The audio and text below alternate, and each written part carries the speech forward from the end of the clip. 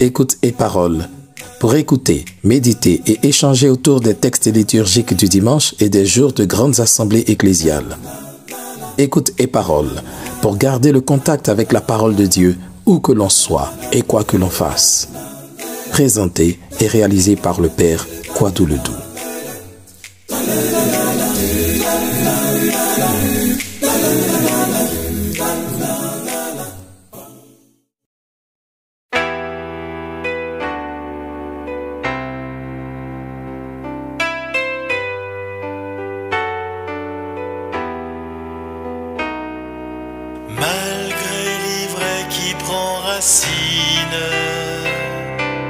Malgré l'hiver des jours mauvais, ta vie, Seigneur, en nous réside. Dimanche 23 juillet 2023, 16e dimanche du temps ordinaire de l'année A.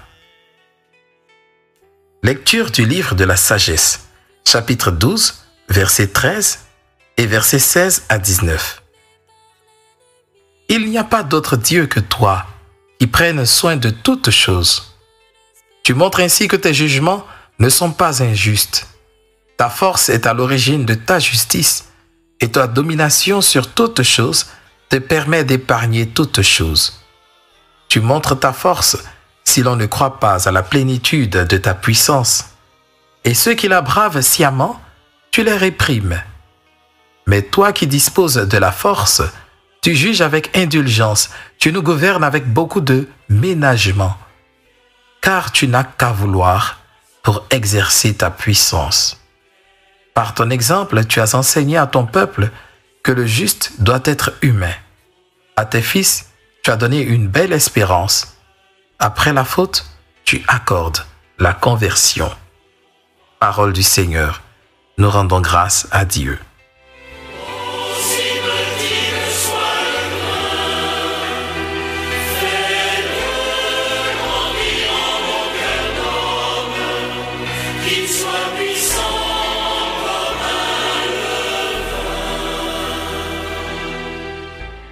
Psaume 85. Toi qui es bon et qui pardonnes, écoute ma prière, Seigneur. Toi qui es bon et qui pardonnes, plein d'amour pour tous ceux qui t'appellent, écoute ma prière, Seigneur, entends ma voix qui te supplie. Toi qui es bon et qui pardonnes, écoute ma prière, Seigneur. Toutes les nations que tu as faites viendront se prosterner devant toi, car tu es grand et tu fais des merveilles, toi, Dieu le seul. Toi qui es bon et qui pardonne, écoute ma prière, Seigneur. Toi, Seigneur, Dieu de tendresse et de pitié, lent à la colère, plein d'amour et de vérité, regarde vers moi, prends pitié de moi. Toi qui es bon et qui pardonne, écoute ma prière, Seigneur. Le mal semé par l'ennemi, tous les froment de l'espérance connaîtront-ils. Lecture de la lettre de Saint Paul apôtre aux Romains, chapitre 8, versets 26 à 27. Frères, l'Esprit Saint vient au secours de notre faiblesse, car nous ne savons pas prier comme il faut. L'Esprit lui-même intercède pour nous par des gémissements inexprimables. Et Dieu, qui scrute les cœurs, connaît les intentions de l'Esprit, puisque c'est selon Dieu que l'Esprit intercède pour les fidèles.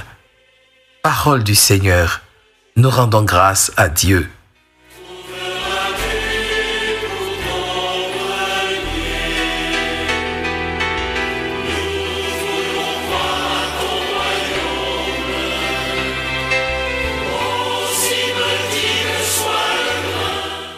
Évangile de Jésus-Christ selon saint Matthieu, chapitre 13, versets 24 à 43. En ce temps-là, Jésus proposa cette parabole à la foule. Le royaume des cieux est comparable à un homme qui a semé du bon grain dans son champ. Or, pendant que les gens dormaient, son ennemi survint.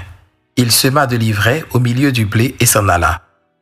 Quand la tige poussa et produisit l'épi, alors l'ivraie apparut aussi. Les serviteurs du maître vinrent lui dire, « Seigneur, n'est-ce pas du bon grain que tu as semé dans ton champ? D'où vient donc qu'il y a de l'ivraie? » Il leur dit, « C'est un ennemi qui a fait cela. » Les serviteurs lui disent, « Veux-tu donc que nous allions l'enlever? » Il répondit, « Non. En enlevant l'ivraie, vous risquez d'arracher le blé en même temps. Laissez-les pousser ensemble jusqu'à la moisson. Et au temps de la moisson, je dirai au moissonneur, enlevez d'abord l'ivraie, liez-la en botte pour la brûler. Quant au blé, ramassez-le pour le rentrer dans mon grenier. » Il leur proposa une autre parabole. Le royaume des cieux est comparable à une graine de moutarde qu'un homme a prise et qu'il a semée dans son champ.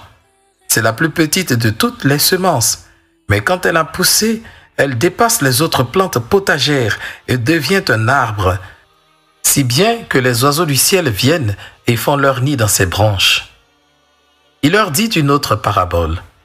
Le royaume des cieux est comparable au levain qu'une femme a pris et qu'elle a enfoui dans 3 mesures de farine, jusqu'à ce que toute la pâte est levée. Tout cela, Jésus le dit aux foules en parabole, et il ne leur disait rien sans parabole, accomplissant ainsi la parole du prophète. J'ouvrirai la bouche pour des paraboles, je publierai ce qui fut caché depuis la fondation du monde. Alors, laissant les foules, il vint à la maison. Ses disciples s'approchèrent et lui dirent, « Explique-nous clairement la parabole de l'ivraie dans le champ. » Il leur répondit, « Celui qui sème le bon grain, c'est le Fils de l'homme. Le champ, c'est le monde. Le bon grain, ce sont les fils du royaume. L'ivraie, ce sont les fils du mauvais. L'ennemi qui l'a semé, c'est le diable. La moisson, c'est la fin du monde. Les moissonneurs, ce sont les anges. De même que l'on enlève l'ivraie pour la jeter au feu, ainsi en sera-t-il à la fin du monde. Le Fils de l'homme enverra ses anges, et ils enlèveront de son royaume toutes les causes de chute et ceux qui font le mal. Ils les jetteront dans la fournaise. Là, il y aura des pleurs et des grincements de dents. Alors, les justes resplendiront comme le soleil dans le royaume de leur Père. Celui qui a des oreilles, qu'il entende. Acclamons la parole de Dieu. Louange à toi, Seigneur Jésus. Et sa vigueur, tu la connais. Pourquoi les graines de violence, le mal semé par l'ennemi, tous les froment de l'espérance connaîtront-ils pareil défi? Beaucoup d'entre nous sont agriculteurs et savent ce que c'est que l'ivraie, puisqu'ils y sont confrontés chaque jour. L'ivraie est un nom collectif pour désigner les plantes nuisibles à l'agriculture, ronces, épines, mauvaises herbes, etc.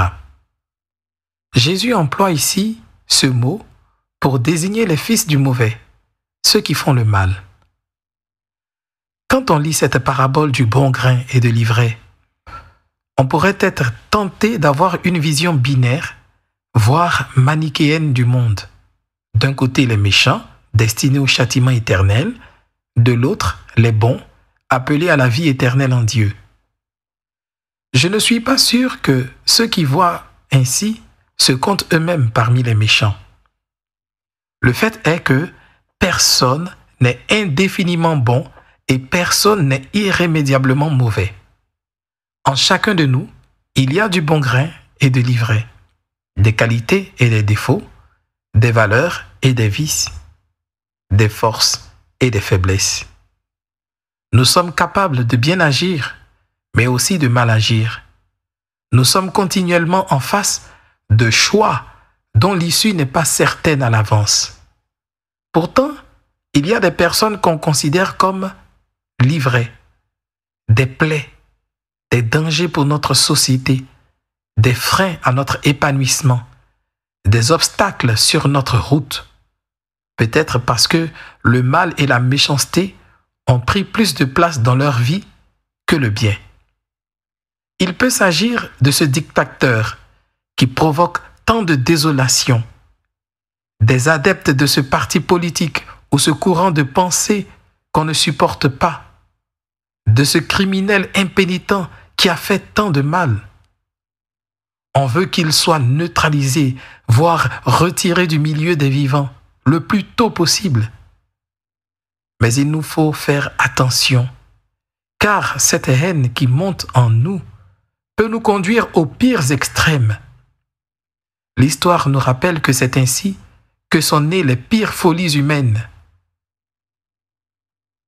Certains se sont sentis le devoir d'agir si Dieu ne le fait pas lui-même. Les dictateurs sanguinaires étaient convaincus de la nécessité des purges qu'ils faisaient pour débarrasser le monde de tout ce qui en constitue un danger. Non, nous dit Jésus, nous ne pouvons pas rester dans cette logique. Le juste doit être humain, avons-nous entendu dans le livre de la sagesse, même s'il a en face de lui des gens qui ne se comportent pas comme tels. Ce qui doit nous préoccuper, c'est que le bon en chacun prenne le pas sur le moins bon. Oui, quoi qu'il arrive, le bon doit dépasser le mal, comme la petite graine de moutarde finit par dépasser toutes les autres plantes potagères. Le bien doit lever en nous comme la pâte que fait lever le levain. Ce qui doit nous préoccuper, c'est que ceux qui adorent et servent l'unique et vrai Dieu soient encore plus nombreux que les fils de ce monde et que leur empreinte soit encore plus forte. Il ne nous appartient pas de donner la mort à qui que ce soit, ni de la souhaiter, qui que nous ayons en face de nous. Il faut donner à ceux qui ont fait le mal le temps de la conversion en attendant la moisson. Il faut les encourager à mettre en valeur le bien qu'ils ont fini par croire absent de leur vie. C'est le message à donner à ceux qui sont incarcérés pour un délit ou un crime, car ceux-là ne sont pas soustraits à la civilisation. S'ils sont mis à l'écart, c'est afin de payer pour le mal qu'ils ont fait, mais surtout pour se donner une nouvelle chance de bien agir. Ils ont donc besoin que nous allions à leur rencontre et leur montrions un visage humain qui les regarde toujours comme des humains. Dieu nous invite à être auprès des pécheurs, les instruments de sa patience et de sa miséricorde. J'étais en prison, vous êtes venus me visiter. Dieu est fort et puissant, il peut tout, nous sanctionner, nous écraser, nous intimider, nous exterminer. Mais il ne fait rien de tout cela, car la force qu'il a est force d'amour et non de mort. Sa force soutient avec patience et relève avec amour. Cette force est capable de nous débarrasser de l'ivraie qui est en nous.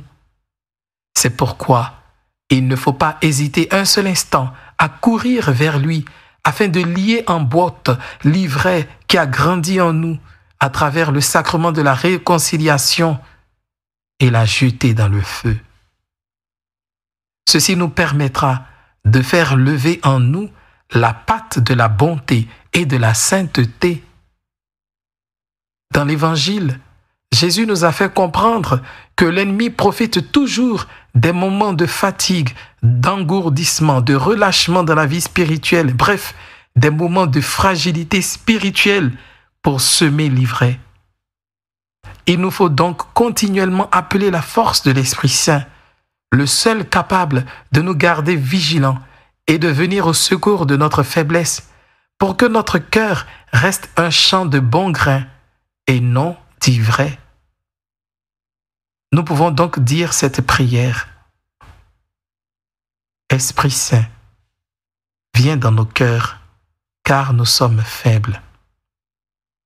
Rends-nous forts, forts de la patience du Père, afin de manifester plus d'humanité à l'égard de nos frères et sœurs. Forts, afin de demeurer au milieu des influences négatives, de bon grain, et ce, jusqu'à la fin du monde, où le Fils nous mènera dans son royaume céleste, auprès du Père, mu par ton inépuisable énergie d'amour et de communion. pour les siècles des siècles. Amen. Écoute et parole vous a été présenté par le Père Kwadou Ledoux. Si la parole de Dieu de ce jour vous a touché d'une façon particulière, n'hésitez pas à en faire l'écho à tous ceux et celles qui suivent ce podcast dans les commentaires. Pour suivre les prochaines publications, abonnez-vous au podcast ou rendez-vous sur le site www.père-kwadou-ledoux.net. Une dernière chose, n'oubliez pas de partager ce podcast autour de vous pour que la parole de Dieu retentisse jusqu'aux confins de ce monde. Car la foi naît de ce qu'on entend.